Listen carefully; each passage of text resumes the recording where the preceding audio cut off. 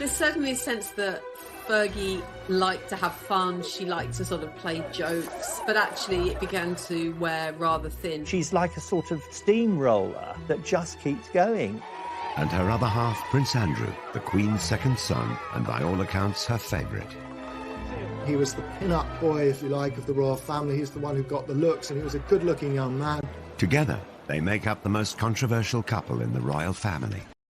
High-profile problems have plagued them. I can't think of a worse thing than coming down to breakfast and find photographs of having your toes sucked seen by your family.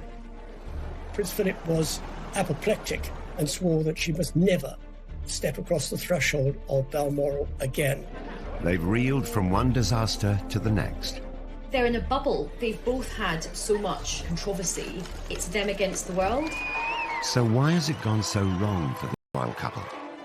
Is it about craving attention? At last, I have the turn to talk. All these men around here. Or are they just out of touch? Well, I have to ask the question, what is a reasonable lifestyle? One of Andrew's biggest failings is his singular lack of judgment, and that's bound up in a sense of entitlement and arrogance that he's always had, frankly. Tonight, this is the incredible story of how together Andrew and Fergie have lurched from one scandal to another. This case with Epstein is so serious. This is so much more serious than Randy Andy, Air Miles Andy. And how throughout it all, they've managed to maintain the closest bond. In a way, she's his wife in everything but name. We go behind the scenes to reveal just why they've made so many mistakes. Andy and Fergie go in a little bit head first, and where you or I might think that's not a good idea, it just doesn't occur to them. In 1986, Britain enjoyed a royal romance. 26-year-old commoner Sarah Ferguson got engaged to Prince Andrew.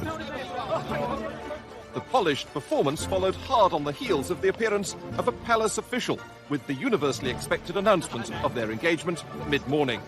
It generated intense excitement. Are you jealous of Sarah Ferguson? Yes! Very! Yes! She's absolutely gorgeous. I only wish I was 60 years younger. We wouldn't stand a chance. Inside, the royal couple was showing off the ring. Could I ask you then, Miss Ferguson, do you remember what he said? Absolutely. But I'm not telling you. What went awry with that dashing young couple? And what led to the downfall of the Duke and Duchess?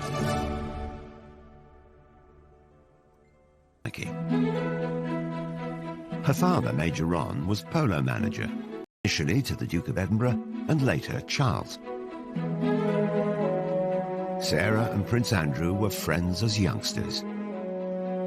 Young Sarah was on the fringes of the royal family, and as children she first came into contact with Prince Andrew. This idyllic childhood was ruptured by the breakup of her parents' marriage.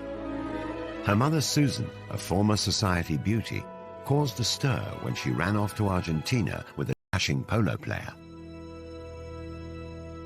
Fergie and her sister Jane stayed with their father. The last big conversation she had with her mother before she went was her mother didn't like her hair. This is a girl of 12, and she really thought for many years her mother had left because her hair wasn't right. If you think your mother doesn't love you, I think you're always panicked by self-doubt. Sarah's father was terrific, but obviously he wasn't a housewife, and he wasn't great at cooking. He did master scrambled eggs, and they would just eat eggs out of a saucepan because he thought, well, what's the point of, dirtying all the plates?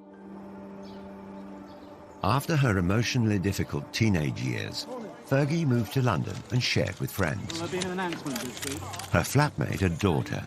Sarah Ferguson's flatmate, Caroline Beckworth-Smith, is on holiday in Barbados. Just great fun, really, and interested in lots of things. Fergie threw herself into London life. She went on to have serious relationships. She wasn't the sort of unspoiled young woman that Diana was expected to be as mother of the future king.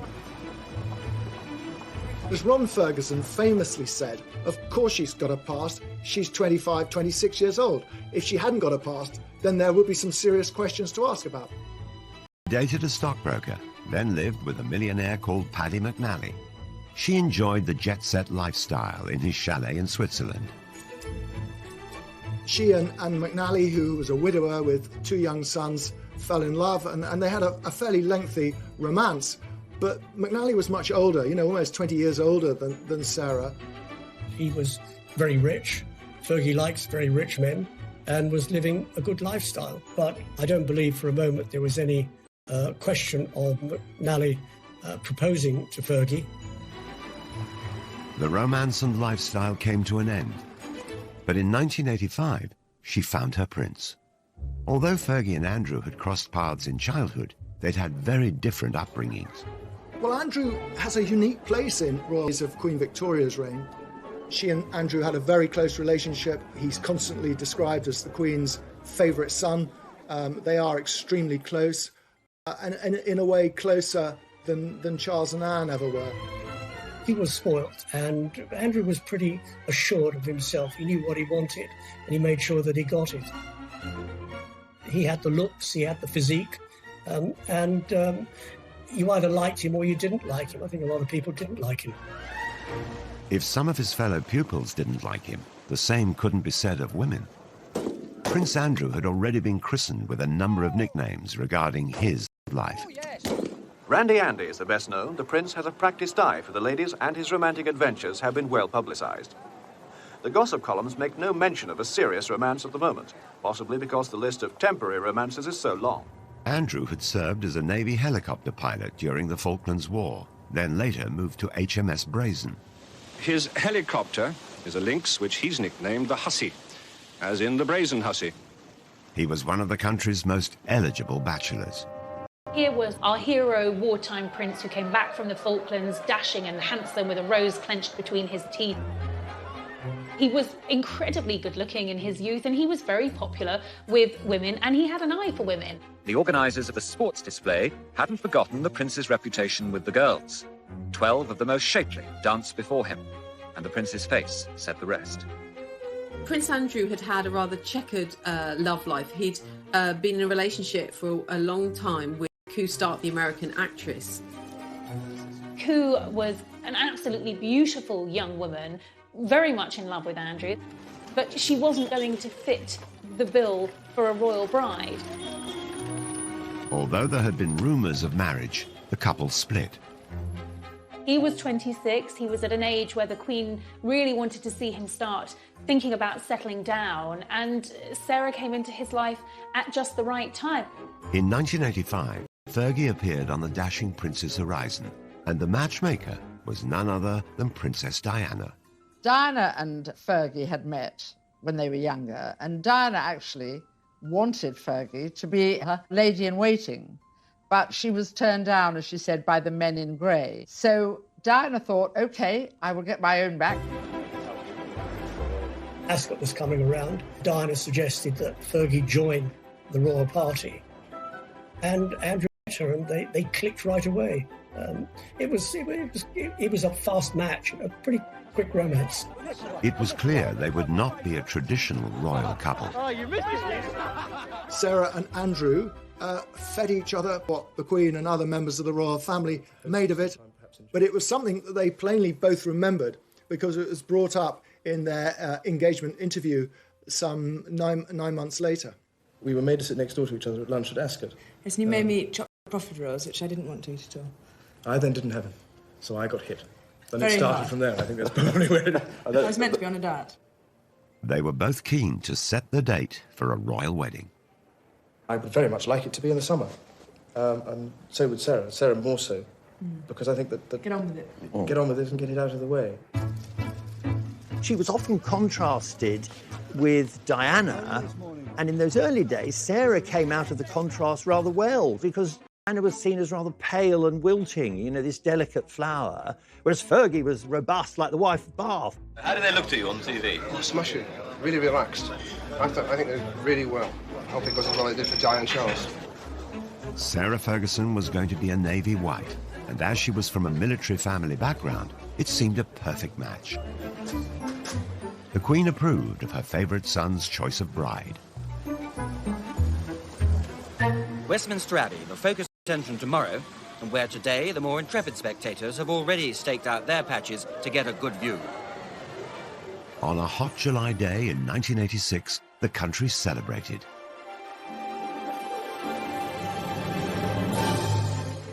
Fergie's 17-foot train had the initials A and S intertwined and sewn in silver. Everybody thought it was stunningly beautiful, and as she always said, I walked in as a commoner and I walked out as a duchess. A bit of a fairy tale, that, wasn't it? I mean, it's Cinderella, you know. At this precise moment, Sarah Ferguson became Duchess of York. They come out of signing the registry and a royal bride and groom curtsy to Her Majesty the Queen. A lot of brides have been quite sombre at that moment. Fergie's giving a big smile to the Queen, and the Queen, I think, is smiling right back. So there's that feeling this is going to be fun. Even on her big day, it was clear that the new bride was going to create waves. Sarah later revealed that she'd been asked not to kiss Andrew on the balcony at Buckingham Palace, and I think perhaps in a hint of her rebellious nature, Sarah's attitude was, well, here I am, hundreds of thousands of people in front of us here. I've got my prince, I'm going to kiss him. And she did. Others were not as impressed by the displays of exuberance. I was commentating at the time at the wedding, and when they went behind the altar screen to go and sign the registry, they were larking about a bit, and I said to my co-commentator, that's a marriage that's not going to last. Press and public adored the new, fun, unfussy couple, especially the all-action Duchess. I think that their brand and their image was really positive. Creating a positive impression enables you to kind of influence and effectively manage your reputation. The newest arrival typifies the greater freedom of the young royals, becoming the first royal duchess to get a pilot's license, complete with very un-Biggles-style hair grips. I was absolutely in love with Sarah Ferguson as a wee girl. I thought she was just so refreshing. I think they had this amazing honeymoon period. They really were the golden couple, and she was really seen as a genuine breath of fresh air. The Yorks weren't just a hit at home. The following year, the couple embarked on a 25-day tour of Canada. Their tour of Canada went extremely well. There were tens of thousands of people pouring out wherever they went. They wanted to see the new bride, they wanted to see the new bridegroom. It was a terrific tour, that tour to Canada, 1987. I was on it, actually, and it was a great privilege to be there. They were hugely popular. They were enthusiastic. I think that's what the public reacted to. They weren't there just to cut the ribbons at the opening of things and say, how nice to meet you and have you come far, but actually engage with people. I could not go through a whole tour, letting my darling husband of a year and a day do all the public speaking. So we agreed, for once, that I should have the last word tonight. The Yorks were like no other royal couple before, more relaxed and far less serious. You make us feel so at home here. And I'm just a little bit sad that number 99 of the Edmonton Oil isn't here to meet. But the fun times did not last long. Stormy waters soon appeared for the Navy wife and the handsome prince. She was a very passionate woman, and, you know, within months, weeks of marrying, she found her husband was away all the time. And Fergie's desire for attention started to grate with the public. All that her natural charm that had been celebrated initially began suddenly to be seen as rather unsophisticated and inappropriate. After marriage, Fergie embraced her new life with gusto. In 1987, she took part in the now infamous It's a Royal Knockout. His Royal Highness, the tantalisingly eligible Prince Edward. It was younger members of the royal family actually making fools of themselves, and it was bad television. It was bad for the royal family. A one-off charity event organised by Prince Edward, it was hosted on the lakeside lawn at Alton Towers. Fergie and Andrew had their own team. Basically, we're the best blue bandits there are. And they were with, I remember, Pamela Stevenson, who was a big comedy actress at the time. And it was just crazy. They were rushing all over the place in these sort of medieval costumes, and Fergie was really over the top, sort of shouting and yelling. It was just very, very undignified. Okay, it's Meatloaf's coming in. That really was the beginning of the time, I think, when the public began to question Fergie and what she was getting out of royalty rather than what she was putting into it. Like many others of the time, she was mocked mercilessly on the satirical puppet show Spitting Image. Oh, do get a move on, Lurgy, you old slag. It's been well over an hour. I know, sausage, but I'm putting on my makeup. Very much heightened some of the tropes about her. So, you know, they made her hair very, very red, and they really accentuated her freckles. And they also, rather cruelly, made a big issue about her weight. Get your royal T-shirts here. 4 sizes, small, medium, large and Fergie. If you're Sarah Ferguson watching that, you are going to feel a sting of pain. Come on, then. Come on, let's. The Duchess was struggling to adjust to her new royal life. She was vulnerable, and it didn't help that there were cruel comparisons in the press to her elegant and beautiful sister-in-law, Diana. Sarah's always had a weight problem. It goes up and down with monotonous regularity, and the media always drawing comparisons between Fergie and Diana. Diana looking very sort of slim, beautiful. Fergie not looking so slim, not looking so beautiful. Very difficult and very unfair. As the media coverage turned negative, Fergie found herself getting flack from all sides. She came in for some criticism for liking the product too much. This barrel's for me. Come on, baby. The honeymoon was over. Royal Yacht Britannia, Royal Yacht Britannia. We wish to welcome you to the port of Long Beach, Los Angeles, on behalf of the entire group here. In 1988, the couple visited California. Hollywood loved them. Your Royal Highness. But the UK press didn't. The previous Canadian tour had been a triumph, but this trip was branded tacky and excessive. They felt she was trying just a bit too hard. The USA tour was really still the same Sarah and still the same Andrew, but there was a slightly brash thing. I mean, I remember she was wearing an outfit one day and she said, check the back of the hair. Check out the hat. On the tour of America, she was too loud. She was perceived as being not what a royal should be. And I think the damage done on that tour to her reputation dogged her ever since. Picnics and I don't see eye to eye. Really? I'm savoury. I'm sausages. Oh, sausages? Yeah, The Duke and Duchess were 20 minutes late because when they left the yacht, the Duchess's hat blew off. And on this day, the hat was particularly important. Again, Fergie's confidence and lack of inhibition of protocol made headlines. At last, I have the turn to talk. She confidently dealt with a heckler. All these men around here. There was one occasion at a dinner, there was one particular senator, and he'd probably had one too many drinks, and he kept on calling out, "We love you, Fergie, we love you, Fergie." Love you! And she just sort of retorted, I'll see you later. The British media thought it was the wrong thing to do. It was the wrong sort of reaction. I think she handled it particularly well. What is it? If Sarah Ferguson's quip didn't win over the stuffy press, then her over-familiarity with them didn't help her cause either. At a swish reception, she divulged intimate details about her clothes. For that tour, she was head to toe in French couture, and joked to the press there that she was wearing Marks and Spencer's knickers. This is not what you're expecting of the Duchess of York to say. And remember, the previous Duchess of York had been the Queen Mother. So you're talking about a changing view of the royal family. You're talking about the country changing. They want them to be up on a pedestal, but then when they say something like that, they think, oh, you've slipped down from the pedestal.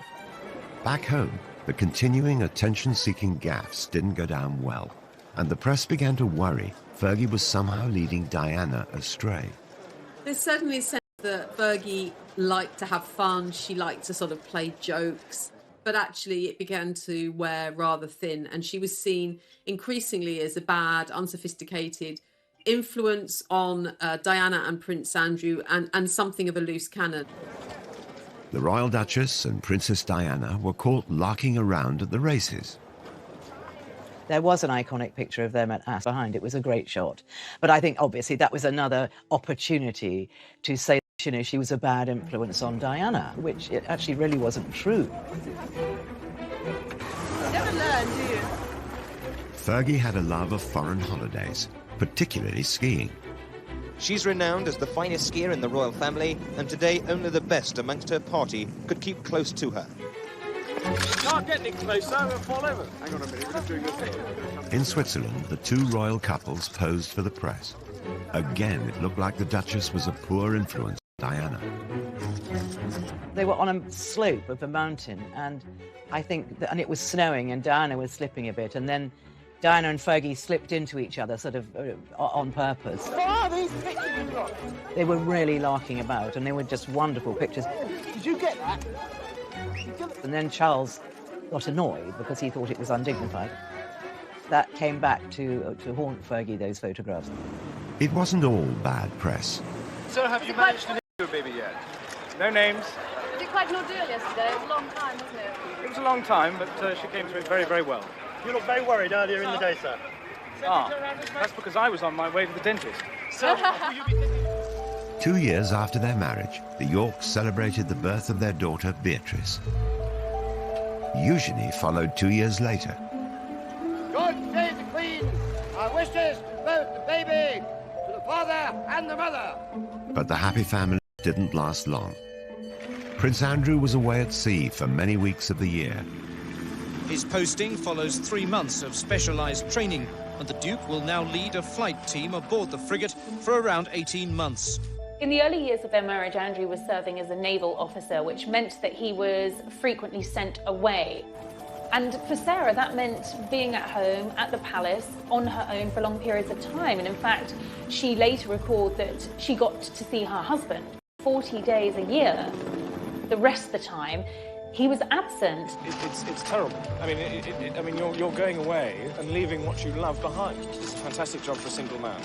It's getting less and less so for a married man. The new mother was lonely and lacking support. In 1992, private photos surfaced.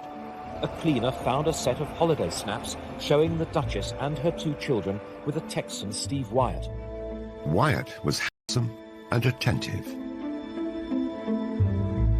The pictures had been taken some 2 years previously. There's a picture of Steve Wyatt, and then there's Beatrice, who's just got bathers on, and they're obviously somewhere hot. And suddenly people think, who is this man? And so then the stories start. Eve Pollard, a tabloid editor at the time, was contacted by a mutual friend of the Duchess. A very old friend of ours rang us up. He said, I wonder if you could come and give a friend of mine a bit of advice. So we turned up in his lovely studio in Mayfair, and there she was. We tried to say, you know, you've just got to be careful about any photographs. If you go out with anybody while your husband's away, it should be a crowd. And she was, at that time, I have to say, very, very unhappy about the fact that she was alone. Gossip of affairs circulated in society circles for months. He was also getting a lot of flack from the royal household for behaving, as they saw it, inappropriately. So everything was mounting up against her, and I don't think Andrew was there to really back her up. And then along comes Steve Wyatt. It was the beginning of the end for Fergie and Andrew. The announcement that the Duchess of York had initiated discussions about a separation from her husband came as she arrived to pick up their daughter from school. In March 1992, the couple split. Fergie was soon spotted with another American, John Bryan, a friend of Wyatt's and her financial advisor. Soon, rumours of scandalous pictures of them together surfaced, and the photos were being touted around Fleet Street.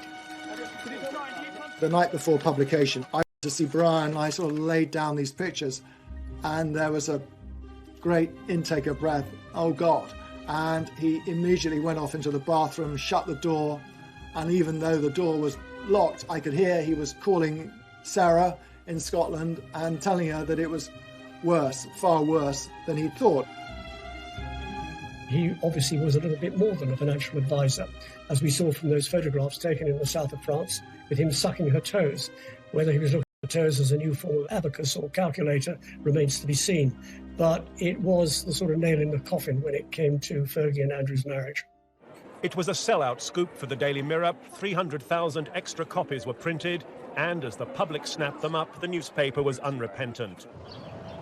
Unfortunately for Sarah Ferguson, she was staying with her in-laws at Balmoral. The papers were all laid out for breakfast. Sarah took one look around the dining room and thought, "No, but for the grace of God, go the lot of you. I'm going." So she went back upstairs. And obviously she had to see the Queen. And the Queen, remember, these two are fairly close, and the Queen was furious with her, just furious. She fled the castle and the press. No longer the luxury or privilege of an aircraft of the Queen's flight, for the Duchess just an ordinary scheduled flight to Heathrow.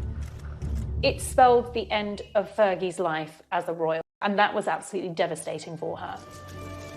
It was never how she had expected things to turn out. The most important thing for me at the moment is to keep a low profile, work hard, and make sure that I continue to find cures and to help people as much as possible. With no wealthy husband, how was she going to live? The debt soon racked up. I wouldn't say she'd go anywhere for a hot meal, but she was prepared to put her name to all sorts of things which royals hadn't done. She needed money fast. I tend to attract a bit of attention. Her solution for bringing in the cash Cheers. was a flashy one.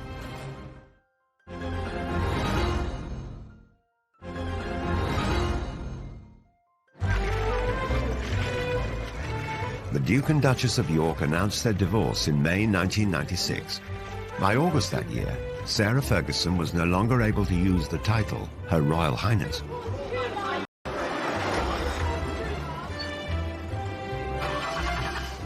She found it awkward to adjust to a modest lifestyle. Living beyond her means quickly got her into financial difficulty.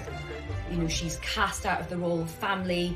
She doesn't just divorce Andrew, she divorces the whole of the royal family. I remember Diana saying to me that, you know, Fergie didn't get that much. You know, she really didn't. And that's why she had to work so hard. And she had to keep coming up with new ideas.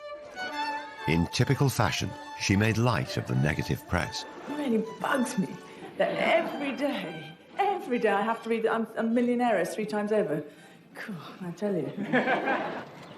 When her marriage broke down, her overdraft was said to have been £200,000, allegedly paid off under a separation settlement, which also involved Prince Andrew taking financial responsibility for their children, Beatrice and Eugenie. The news reports varied. At first, she said the royals gave her no financial support at all. Then she admitted to receiving £15,000 a year. It was then reported that the divorce settlement from Prince Andrew was worth several £1 million. Later, it seemed to emerge that actually she had a settlement around sort of £3 million. So I think it's likely that the divorce settlement was much more favourable than perhaps Fergie initially suggested. We've never known the full details, but we think she was meant to get money to buy a home, but I think probably she was so much in debt by then she just used the money to pay off her debt. That's what I understand. Sarah Ferguson's debts stood at around £1 million. Just over a year later, her debts were reported to be in the region of £4 million. She had no concept of money coming in as opposed to money going out. About £300,000 went on her staff costs. £150,000 she would spend in a year on gift. She travelled a lot. Those were expensive costs. The simple fact was that she spent more than she had, and she rapidly got into serious debt. I think that's the story of her life, really. She just is a very free spender and very, very generous. But if you're like that, you know, you do get into financial trouble unless you're earning millions all the time. Sarah did have money problems. That was well advertised everywhere, and she wasn't ashamed of that. You know, she got up out of bed and thought, right, I've got to make some money here. Fergie tried to earn a living. She knew she had cachet as a former royal. She also knew the best place to sell herself. She attempted to rebrand herself in the United States. I'm so unconventional that instead of serving tea, I serve ocean spray granule juice drink. She made this series of cranberry juice commercials for American TV and is said to have pocketed $500,000. It has a distinctive taste that gives you a real zing. No wonder you Americans threw that tea into the harbour. The Americans, God bless them, they love people with titles. If you're a lord, well, yeah, you're pretty good. But if you're a duchess, wow, you sort of hit the jackpot. She'd been married to the son of the Queen and was prepared to endorse brands. So for PR companies in the States, their Christmases had come early. They saw her as this really feisty pioneer woman. You know, she was really brave to carry on and go and make her own money. They loved that. Sarah Ferguson also teamed up with Weight Watchers, which was publicised through another set of glamorous TV commercials. It's the hardest thing in the world, staying on a diet. While no one knows what Fergie earned, during their 11-year association, she lost 50 pounds in weight. I think it probably connected with a lot of women because when you're a princess or a commoner, we know how painful it is when people make cruel jibes about our appearance. Fergie also signed endorsement deals with cosmetic companies and makers of fine tableware.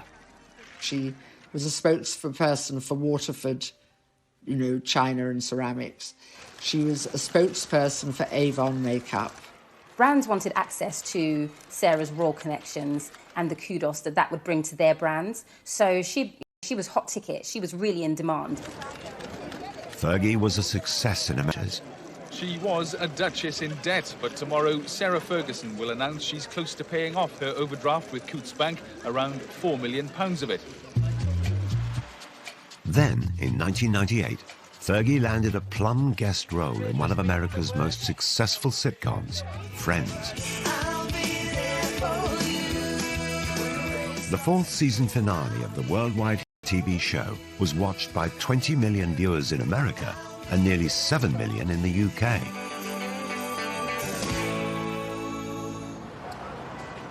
Filming brought the Friends cast to London for a major wedding storyline.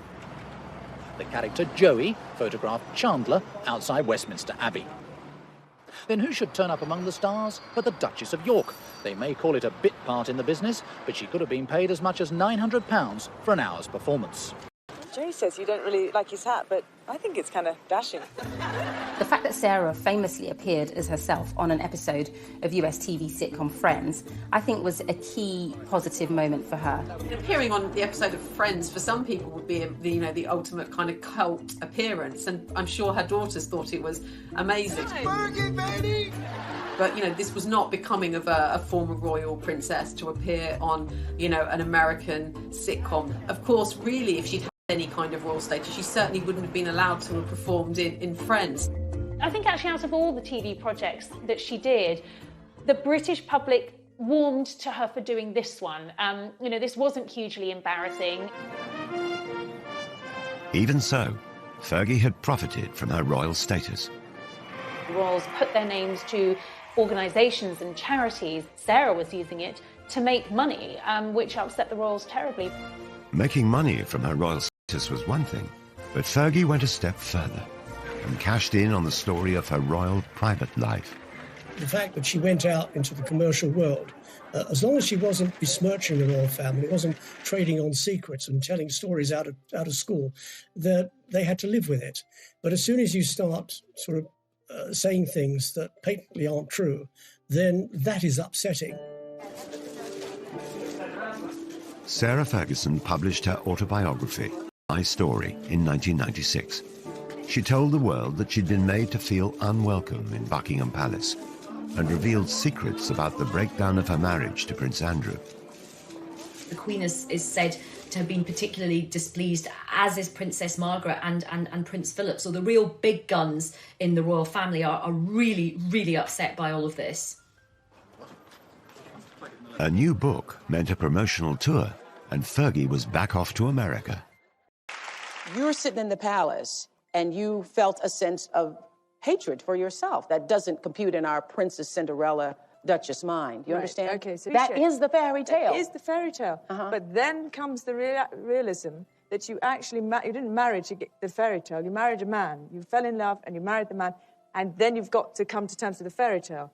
There was a certain amount of sympathy for her in the United States. Poor Fergie, poor Fergie, whinging about how she was badly treated at Buckingham Palace, which is a bit rich, but Buckingham Palace weren't going to react to that. So when you moved into the palace, were you surprised? I mean, the way you described your little, as you describe it in the book, I'm thinking it's a little dark room down the hall at Buckingham Palace. Yes, it's on the second floor. It's all burgundy and very dark. And the light bulbs are only 30 amps, so they don't put any light. Not only was she cashing in on her own royal status, she was lifting the lid on being inside the royal family, letting the public in, and that's a big no-no. Despite selling her royal secrets, Fergie remained on good terms with Prince Andrew. His active service in the Navy was coming to an end, and a new, controversial chapter in his life was about to start. Since 1997, he's worked in London for the Navy's diplomacy unit. Now that he's on Civvy Street, Andrew is going to be a roving ambassador promoting British trade overseas.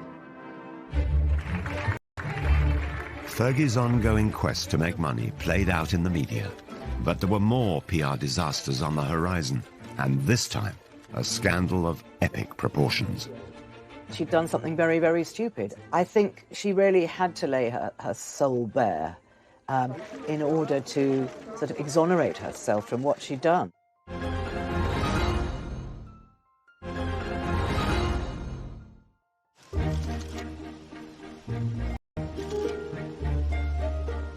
Though Prince Andrew and Sarah Ferguson were no longer married, they maintained a close friendship after their divorce. They always stayed friends, which is, I know people don't get it and say, how is this? This is very unusual, and it is rare, but it's a very special relationship, and they get on extraordinarily well. They have the same sense of humour. In 2008, Fergie moved in to share Andrew's home, the Royal Lodge in Windsor. Their friendship has intrigued royal watchers. They're the couple who, they might not have the label of being husband and wife, but they're definitely kind of soulmates, I think. Soulmates, whose friendship brought its own problems. The next disaster to hit would rock not only Andrew and Fergie, but the whole royal family. He kept saying he wanted to meet Prince Andrew, and he would pay her $500,000 if she could fix that.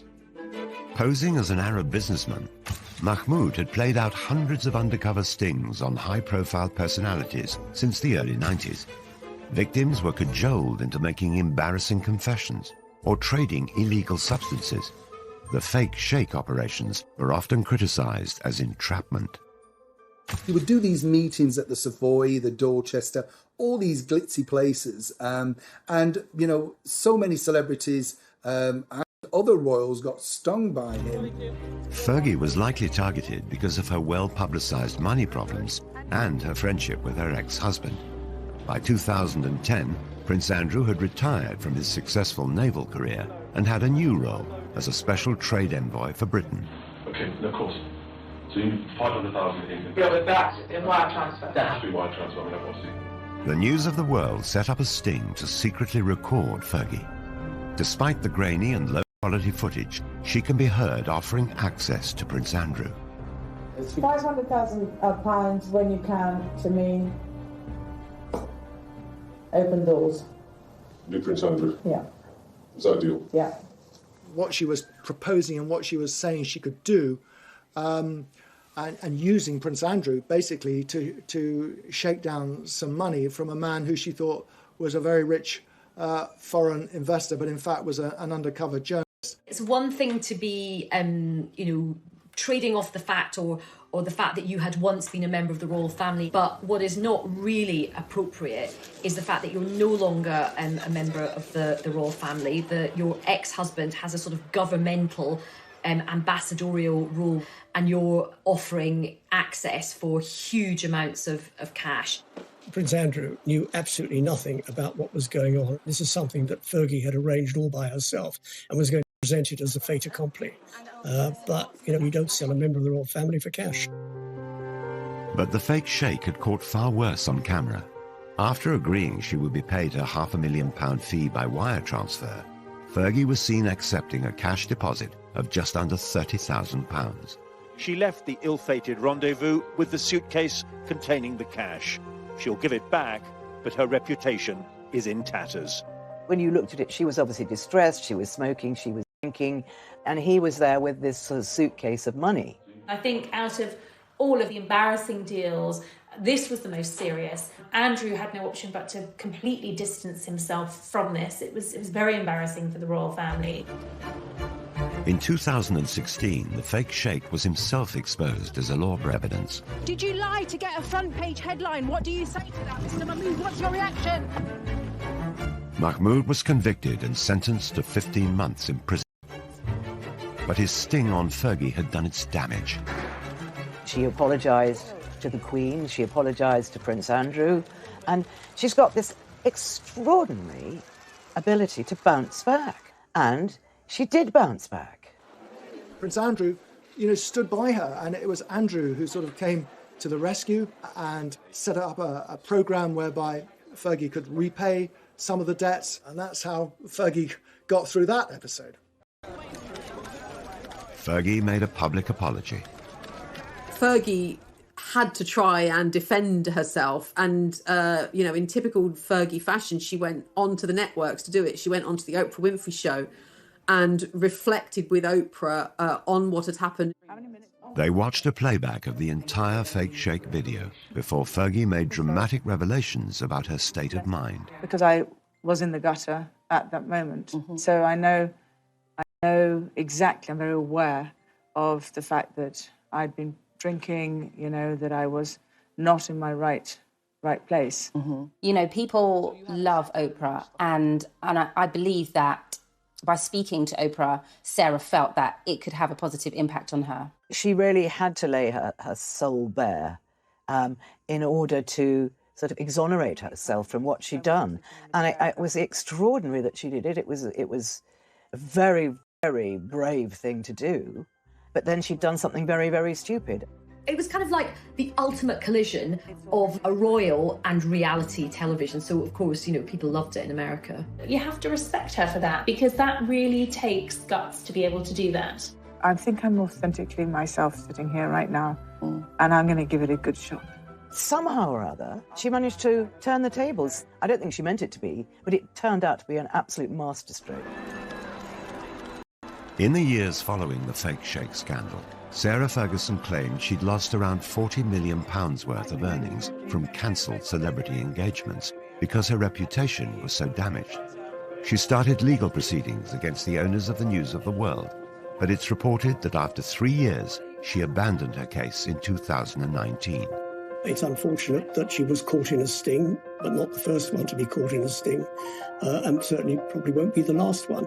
She realised very quickly that she was up against some serious legal opposition, and that if it went against her, the costs could have run higher and higher. So sensibly, she dropped the case.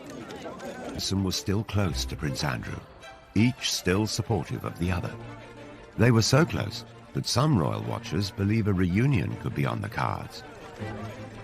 I think Sarah and Andrew are together as a couple. I just don't think they could be apart from each other. And I do see them getting married again. I really do.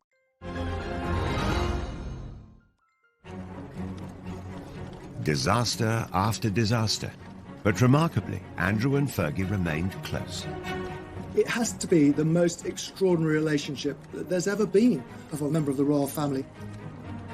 Andrew and Sarah married in 1986, split up in 1992, were divorced in 1996, and yet have remained together happily ever after. Andrew and I speak every day, and it's very important that we do keep that huge friendship. They may have divorced 24 years ago, but the pair still live together. They have their holidays together. They have a home they bought together in Switzerland, a skiing lodge.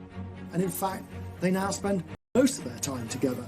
It is interesting that neither of them have really found anyone else since their divorce. And I think even though they're not formally married, I think they kind of are together, like in an emotional sense.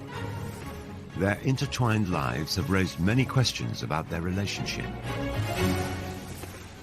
There are constant rumours and endless speculation about the possibility of them one day remarrying. And I think largely fuelled by the pair of them speaking so openly and fondly about each other. No, we're not married, and, you know, we're very happy with the way things are. Nothing going on there, then? Carl? I don't know. No, I mean, as people have if. needs. Really? I think Sarah and Andrew are together as a couple. And I do see them getting married again. I really do. But Fergie has repeatedly embarrassed the royal family.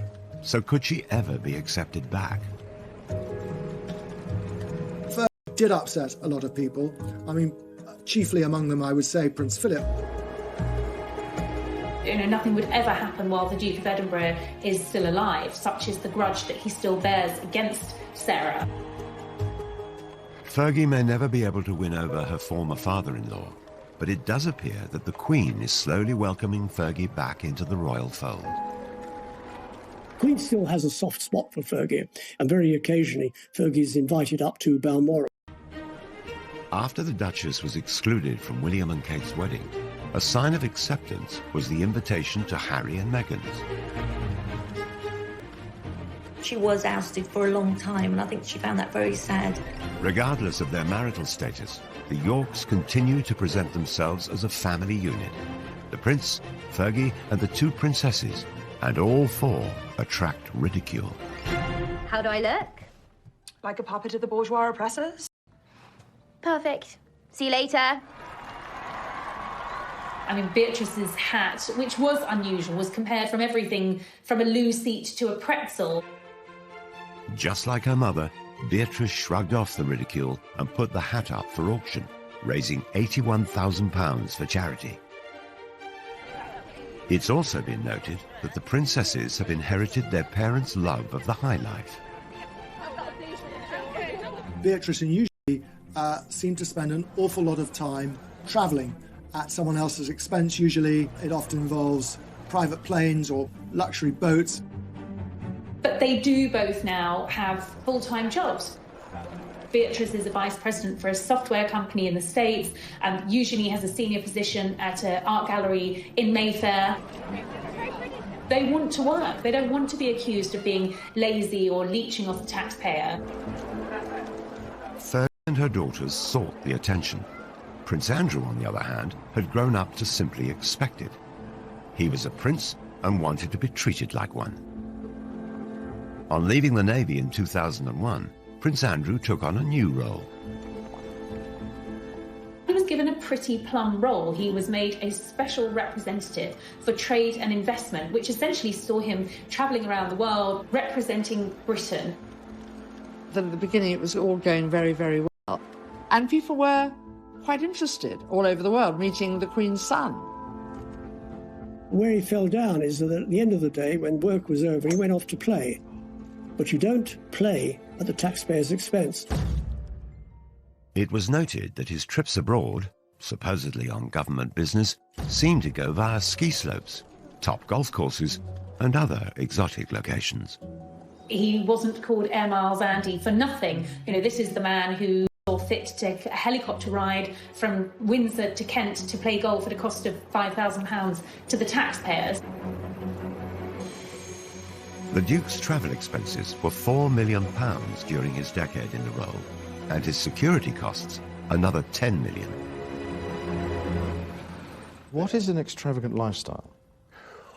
Travelling by private jet, using helicopters when you could take a train. But it is again, it is the maximisation of my time for the best value for money, and that's the way that... Terrible publicity for the Yorks. Once again, they appeared to shame the royal family. He can't sort of, like his wife, he can't step outside himself and say, how does this look? It did seem to become a little convoluted between what was for Britain and what was for Andrew. Prince Andrew was plagued with controversy. In 2007, the Duke and Duchess of York's marital home, Sunninghill Park, was sold. It had been a gift from the Queen, and the unusual circumstances surrounding the sale prompted further criticism about Andrew's business dealings. When their marriage broke down and it came to selling the house, it took a long, long time, and Andrew was desperate to sell it because he needed the money. I think it had been on the market for several years. Quite remarkably, he managed to sell it to a Kazakh billionaire who not only bought it, but bought it for £3 million over the asking price. The buyer was the son-in-law of the former Kazakh president. He paid £15 million for the property, despite then apparently leaving it empty for 8 years. Not a brick of it remains to this day. It was bulldozed to the ground. It was later reported that Andrew had tried to help the Kazakh oligarch become a client of Coutts, the bank used by the royal family. And the controversy kept on coming. It appeared that the prince simply didn't care what people thought. From his meetings with Colonel Gaddafi's son to holidays with a convicted Libyan gun smuggler. He seems to delight in these relationships, and it's said it's because he's very much drawn to power and wealth. But one of Andrew's friendships would prove more damaging than them all. I mean, this is so much more serious than Randy Andy, Air Miles Andy. And this is a criminal case.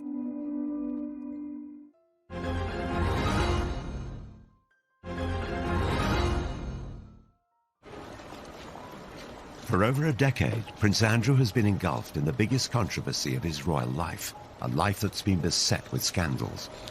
He met Jeffrey Epstein around about 1999 through Ghislaine Maxwell, whom he'd known for years. Ghislaine was a girlfriend of Jeffrey Epstein. Epstein was very, very anxious to have somebody like Andrew as his friend because, you know, he's got a real-life prince. And it gave him so much kudos. I think around about 2000, he went to St. James's in the British Virgin Islands on Epstein's private jet and had made several trips. The high life was what attracted him to Ghislaine Maxwell, and he invited her to parties at the Palace. He invited her shooting at Sandringham, always with Epstein in tow. 2 months before Epstein attended Princess Beatrice's 18th birthday party, a warrant was issued for him over the sexual assault of a minor. The fact that he'd invited Epstein to Sandringham, he invited Epstein to Windsor Castle as a guest of the Queen, says a lot for the man's judgment. Epstein served 13 months in prison for soliciting an underage girl for prostitution. 2 years later, in 2010, Prince Andrew was photographed walking with him in Central Park during a 4-night stay at his New York mansion. He claimed that he went over there to say that they could no longer be friends. Well, what's wrong with email? What's wrong with a telephone call? It was also revealed that Sarah Ferguson had accepted a loan from Epstein. The Duchess quickly admitted her mistake, stating, "I have made another huge error in my life in order to get debt-free." The story exploded. Prince Andrew was accused of sexual misconduct. It was a wicked time in my life. It was a really scary time in my life. I had just been abused by a member of a royal family. She alleges that she was forced to sleep with Prince Andrew when she was underage. Very serious allegation. It's one which Prince Andrew denies. Epstein committed suicide in jail in 2019. Prince Andrew has strongly denied the accusations made against him, and he made a rare and very controversial interview from inside Buckingham Palace. Do you regret the whole friendship with Epstein? Now, still not. And the reason being is that the people that I met and the opportunities that I was given to learn, either by him or because of him, were actually very useful. The fact that, as reported, that he said to the Queen that it had gone well gives a very clear indication of the man's poor lack of judgment. Prince Andrew's interview was widely criticised. This was one disaster too many. Days after the interview, Andrew stepped down from royal duties. There have been many ups and downs for Sarah and for Andrew, but, you know, for the Duke of York to essentially be forced into an early retirement, to step down as a senior royal, is a sign of just how serious this is. He can't do any charities.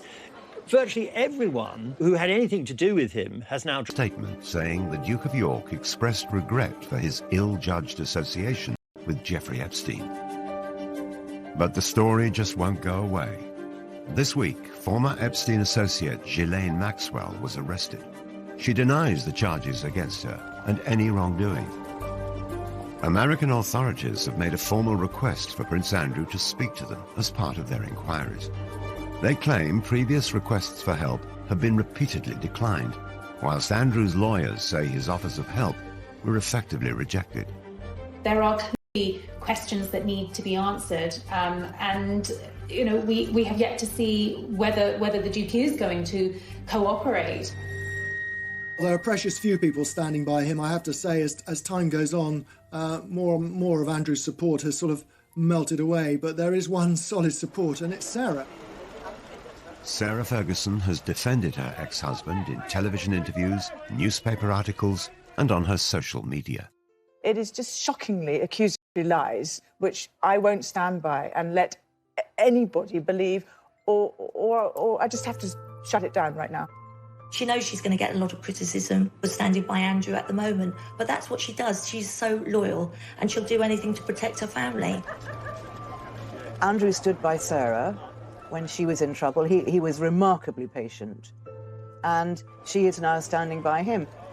I think they're in a bubble. I think they've both had so much controversy. It's them against the world. When you grow up in the royal family, especially Andrew, who was spoiled by his mother, Charles is much more sensitive, much more aware and worried about how he appears to the public. Andrew was cosseted. He was the favourite son, and the Queen brought him up to think he could do no wrong.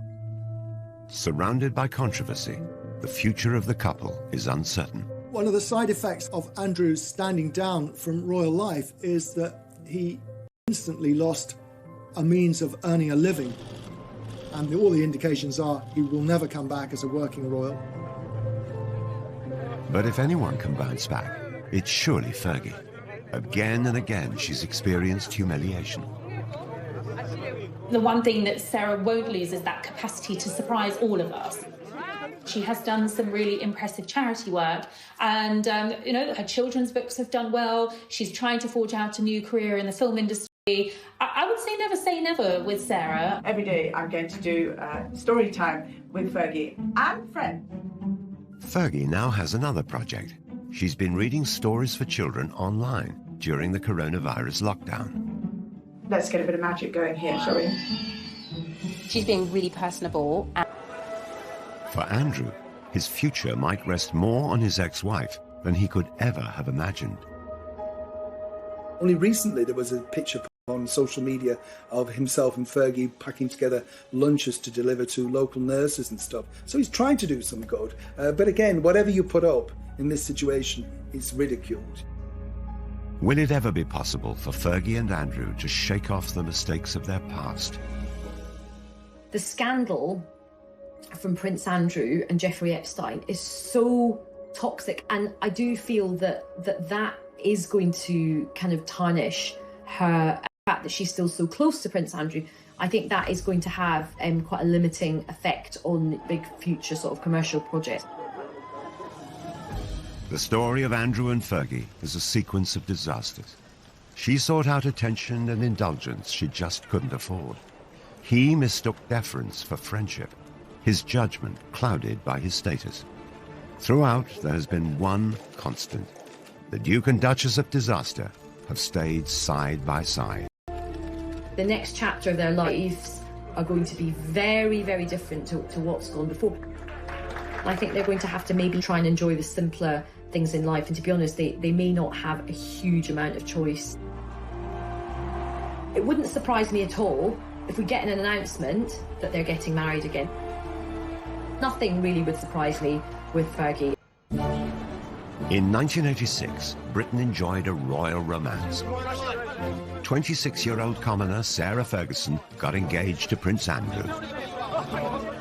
The polished performance followed hard on the heels of the appearance of a palace official, with the universally expected announcement of their engagement mid-morning. It generated intense excitement.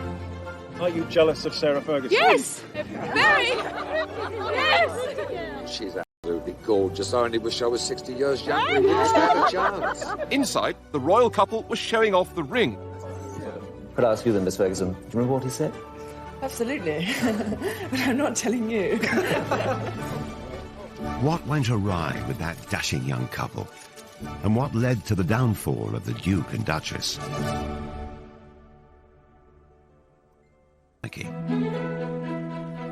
Her father, Major Ron, was polo manager, initially to